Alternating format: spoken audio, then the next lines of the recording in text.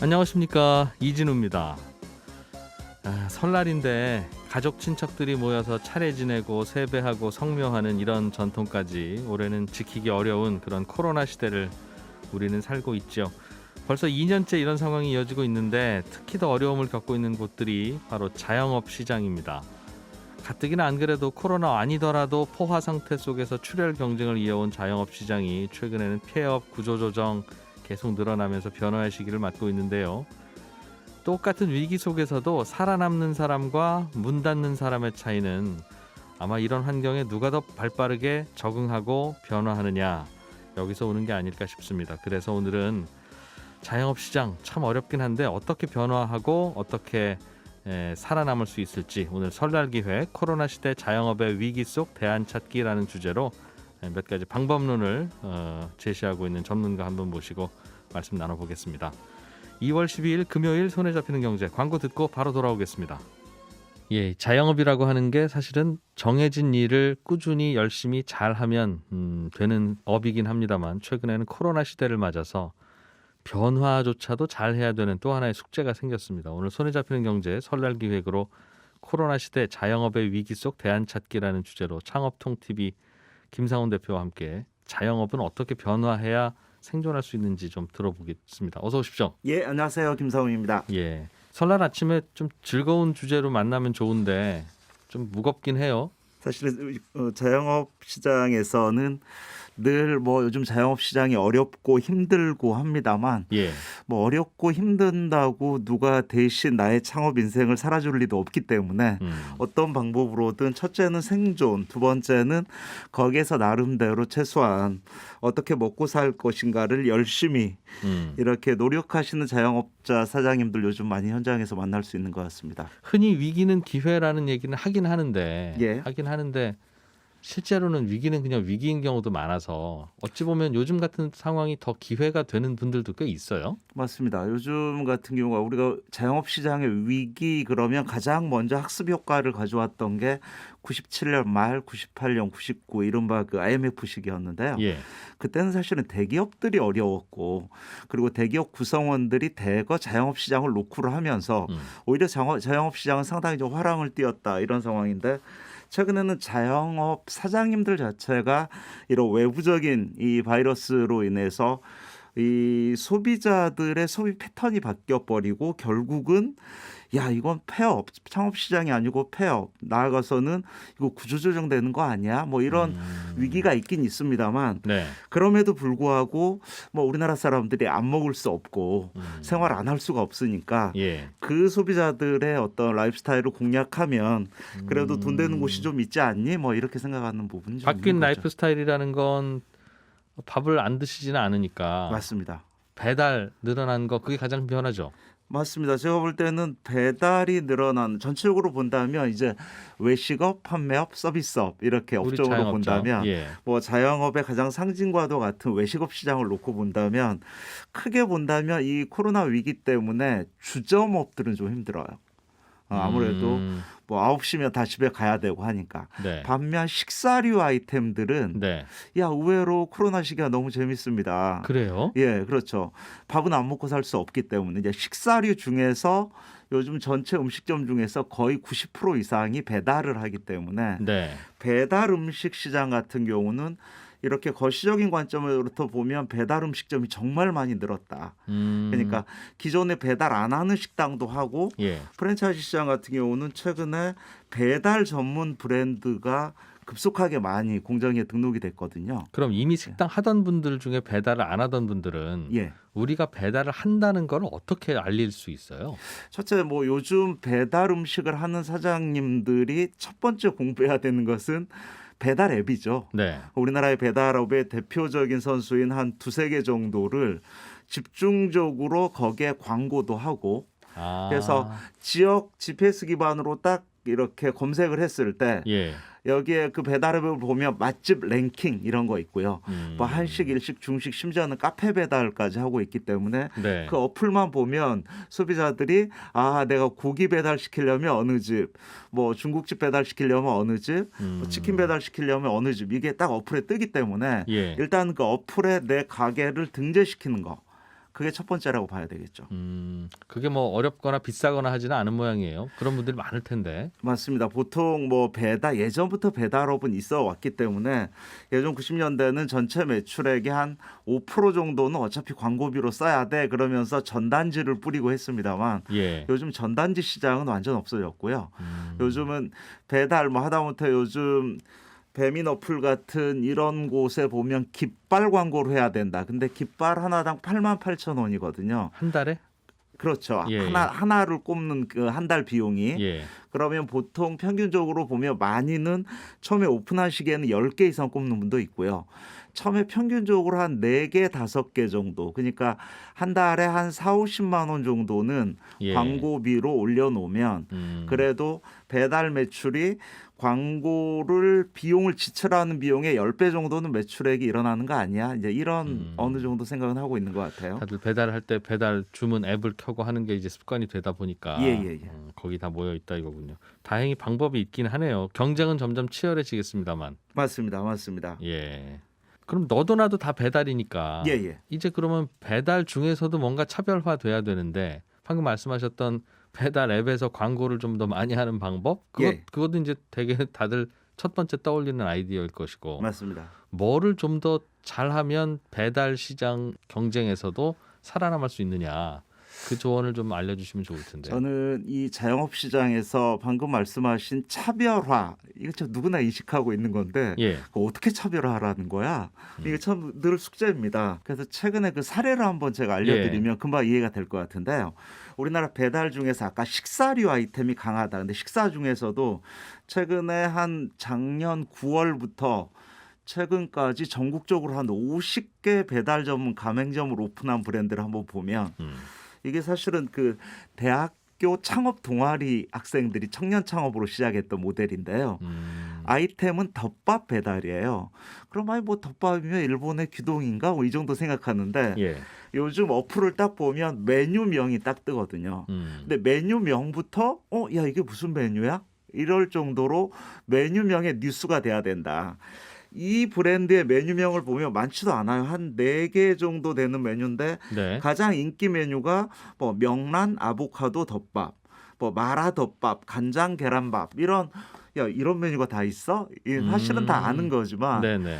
메뉴명에서 보면 우리가 흔히 알고 있는 뭐 이런 가정식 백반 아니면 김치찌개, 된장찌개 이런 거하고는 좀 다른 거죠.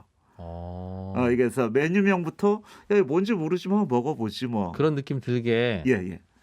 같은 거라도 이름을 좀 더 독특하게 짓거나 맞습니다. 아주 흔하지는 않는 그런 음식으로 메뉴를 바꾸거나. 그렇죠. 두 번째는 일단 이 배달 앱이라는 게 비주얼 눈으로 보여지는 거기 때문에 예. 두 번째는 메뉴명과 함께 사진이 딱 떠야 되거든요. 그 사진만 딱 보면 야 이게 뭐야. 근데 사실은 이런 덮밥집을 보면 창업자 입장에서는 띵동 주문과 동시에 5분 안에 완성품이 딱 나오거든요. 네. 5분 안에 이게 어떻게 이렇게 빨리 나오나 그러면 그 식당을 가보면 대형 밥솥만 한 3개가 있거든요. 밥통이 3개가 있어요.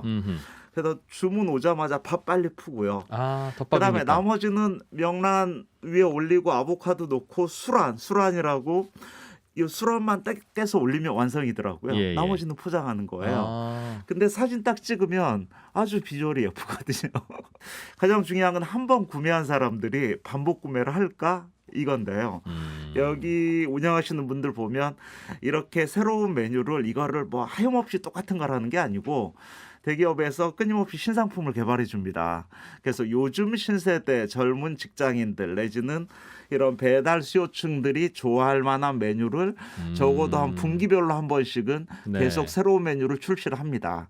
이런 게 끊임없이 야, 그 브랜드에 가면 그거 괜찮았는데 또 신상품 이런 거 나와 있네. 이런 걸로 인해서 배달 자체만으로 이 가게 같은 경우는 한 투자 비용은 뭐 지하에 10평 정도 아니면 1층에 뭐 5평, 6평 가게인데요. 예. 총 투자 비용 4, 5천인데 제가 깜짝 놀랐던 게 기본적으로 아무리 못해도 한 달에 보통 한 2,500 내외 오피스 상권 같은 경우는 주택가 같은 경우는 한 달에 거의 3,000도 넘는 이런 매장들이 있더라고요. 제가 깜짝 놀랐습니다. 매출이. 그렇죠. 그래서 물론 이제 창업자 관점에서는 그게 오래 갈까 이제 이런 부분을 생각하는데 최근 들어서 한 거의 50개까지 이런 가맹점이 빠르게 느는 거 보면서 야, 요즘 이런 어려운 시기에도 배달업도 뉴스가 되는 배달 아이템, 배달 메뉴 이게 참 중요하다라는 생각이 듭니다. 그 많은 메뉴들 중에 자기 메뉴가 눈에 띄어야 된다는 게 중요하다. 그렇죠. 예, 예. 그리고 어찌 보면 좀 색다른 거 먹고 싶다는 거죠. 맞습니다. 그렇다고 그러니까. 과하게 부담스럽지는 않으면서도 요즘도 창업을 시작하는 분들도 있을 수밖에 없겠죠. 또 요즘 다른 업종에서 구조조정되거나 하면 어떻게든 또 생존해야 되니까. 맞습니다. 안 그래도 어려운 시장에 요즘이라도 이런 때 하필 뛰어드는 분들도 있으실 텐데 어떻게 하면 좋겠어요? 빨리 적응하는 법 내지는 또 이런 걸 기회로 만드는 법이 있습니까? 최근에 뭐 우리나라 지금까지 우리나라 창업 시장이 연간 1년에 한 100만 명 창업, 예. 한 70에서 80만 명 폐업 지금까지는 이랬는데요. 2020년 2월 이후에 작년 최근에 중소기업 연구원 데이터를 보면 작년에 우리나라 창업 시장이 오히려 창업자보다 폐업자가 지금 더 늘었다. 올해가 작년 말 기준으로 정확한 데이터는 곧 나오겠습니다만 이제 폐업자가 연간 100만 명이 넘는 시장이 됐고요. 지역별로 좀 편차가 큰데 특히 강원도나 인천이나 이런 지역 같은 경우는 폐업률이 상당히 한 4.8% 작년에 비해서 점포가 많이 줄어들었더라고요. 아무래도 서울 수도권 사람들의 이런 관광 수요라든지 이런 수요가 현저하게 좀 적게 아하. 움직인다. 예. 이런 측면도 있고요. 반면 부산이나 뭐 세종시, 전북 이런 데는 또 일부 좀 늘었습니다. 이건 뭐냐면 지금 말씀하신 대로 위기라고 하더라도 어떤 식으로든 벌이는 해야 되고 먹고는 살아야 되니까 이런 생계형 아이템 쪽의 창업 수요는 계속 늘고 있다라고 보여집니다. 그러게요. 예. 문 닫은 분들 많다는 거지만 그분들 또 어디 가서 열어야 되지 않겠습니까? 맞습니다.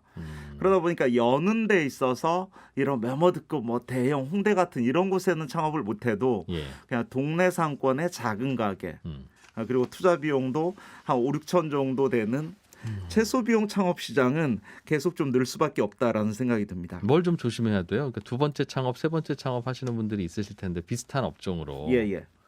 실패하는 이유도 여러 가지 있을 거고 또 실패하면 안 되잖아요. 맞습니다. 그러니까 현장에서 제일 보시기에는 이런 거 바꾸셔야 되는데 이거 바꿔야 되는 게 제일 중요합니다. 할 만한 게 어떤 포인트가 있을까요?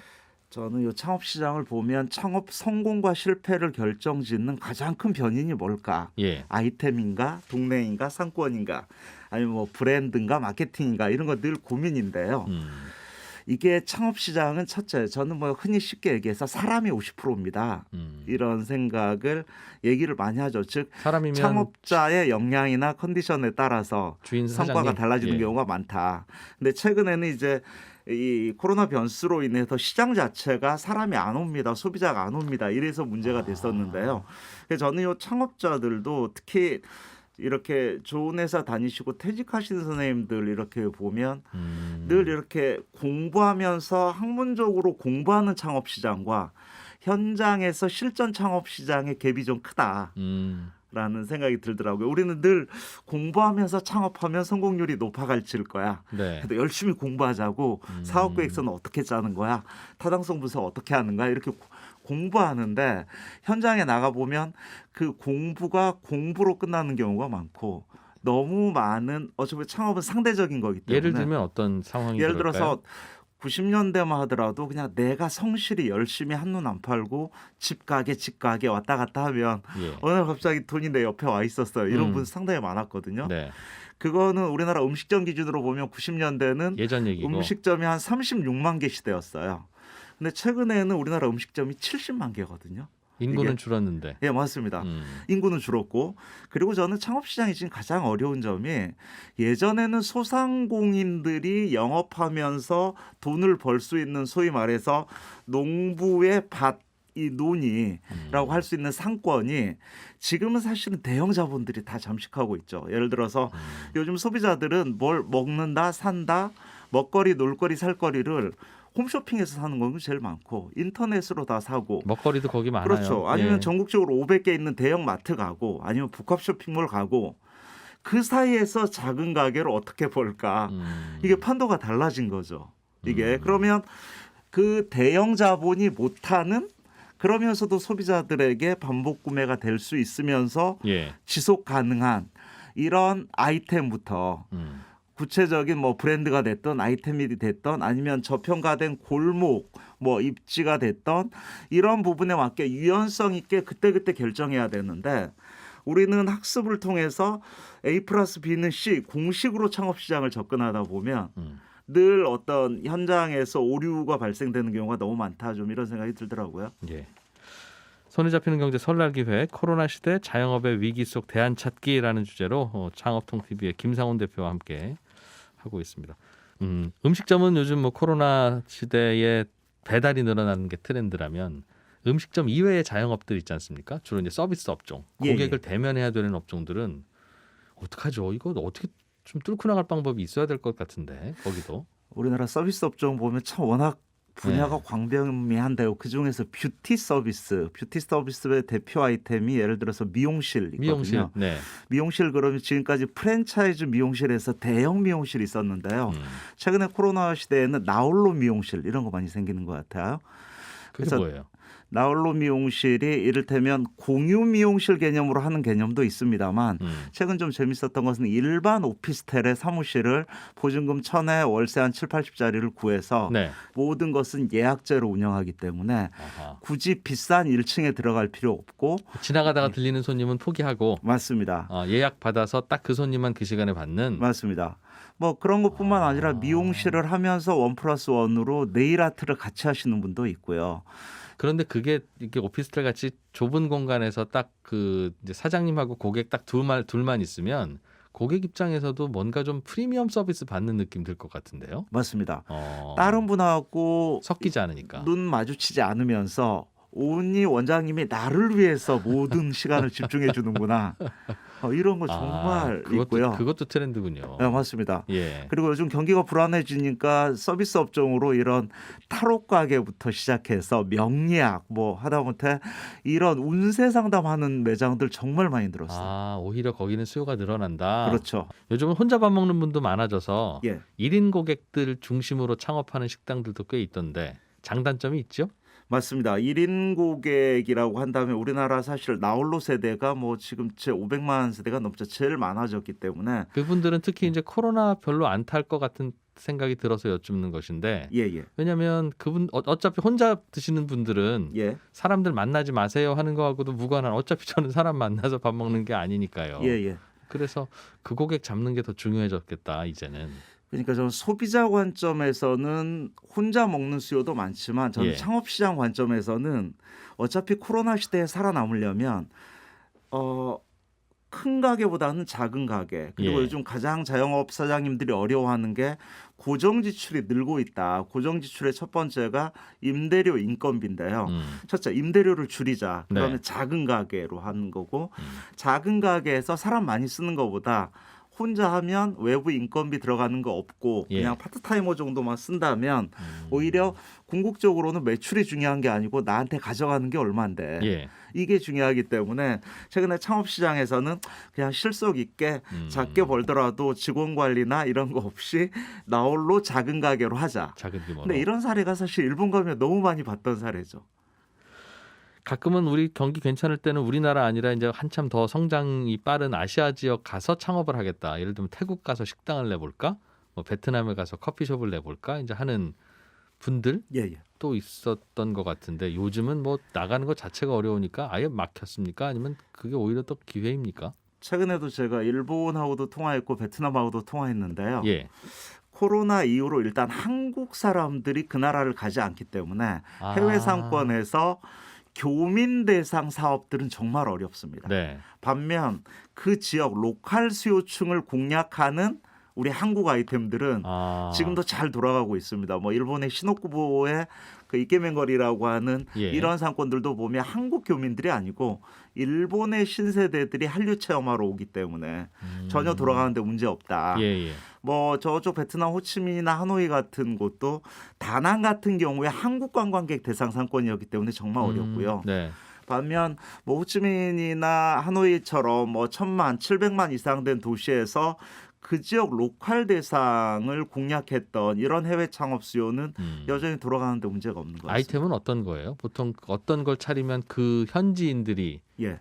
좀 좋아합니까? 요즘 특히 BTS 열풍이라든지 이런 걸로 의외로 해외에서 한식 아이템이 잘 먹히거든요. 예를 들어서 최근에 베트남 시장 같은 경우는 우리 한국에서는 브랜드의 라이프 사이클이 좀 떨어진 예. 이렇게 직접 뷔페식 떡볶이 아이템이 있거든요. 아주 예. 저렴하게 해서 마음껏 드시라. 아, 한국에서 상당히 금방 그 브랜드가 쫙 생겼다가 지금은 좀 많이 정체기인 이런 브랜드인데 예. 베트남에서는 최근에 그 브랜드가 가맹점만 거의 40개, 50개 이렇게 생겼거든요. 한식 뷔페, 뭐 맞습니다. 분식 뷔페 이런 개념인가 봐요. 그렇죠. 그래서 해외 창업은 특히 앞으로도 저는 그 베트남을 기점으로 6억 5천 예. 이 동남아시아 시장에서 한류를 등에 업은 한식 관련 아이템들 이런 쪽은 앞으로도 충분히 기회 요인이 있다고 생각을 합니다. 그렇군요. 지금이 한참 이제 코로나의 한복판인 것 같긴 합니다만 백신도 나오고 해서 어느 정도 이제 희망의 빛은 보이는 상황이라 내년 이맘때는 뭐 다 예전으로 돌아가겠지 하는 희망은 우리가 갖고 있는데 어떻게 보세요? 그럼 다시 2년 전으로 돌아가겠습니까? 아니면 그래도 이런 상처를 한번 겪고 나면 뭔가 창업 시장이나 혹은 외식업 시장 혹은 소비자의 트렌드, 마음 이런 것도 좀 달라져 있을까요?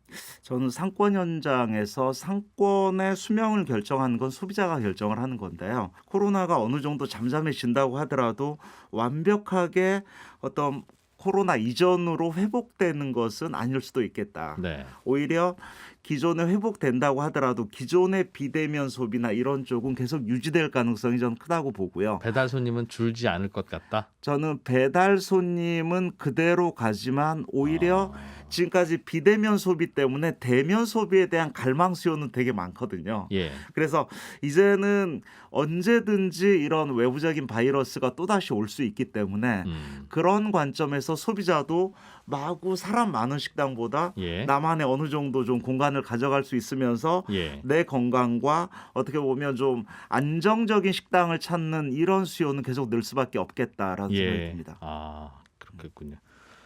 기회가 되기도 하기도 하고 뭐 여러 가지 도전도 있습니다만 충분히 뭐 해결할 방법도 없지는 않네요. 어찌 보면 또 이게 치열한 경쟁 속에서 또 스스로 부각시키는 기회가 되기도 하겠다는 생각이 듭니다. 맞습니다. 저도 예. 좀 저는 이 자영업 시장이 늘 스스로 몸부림치면서 기회를 찾는 것은 뭐 어쩔 수 없는 창업 인생을 꾸려가야 되는 측면도 있고요. 한편으로는 이 자영업 시장이 단순한 창업 시장이 아니라 이 자영업 생태계라는 관점에서 아까 말씀드렸던 이런 대기업과 중견기업, 중소기업, 자영업 시장이 공존하는 이러한 좀 국가적인 차원에서의 자영업 시장에 대한 배려 좀 이런 게 좀 갖춰졌으면 좋겠다라는 생각이 듭니다. 예. 창업통TV의 김상원 대표와 함께했습니다. 고맙습니다. 예, 감사합니다. 예, 설날 아침에 함께한 손에 잡히는 경제 여기서 마무리하고 저는 내일 아침에 8시 5분에 인사드리겠습니다. 지금까지 이진우였습니다. 고맙습니다.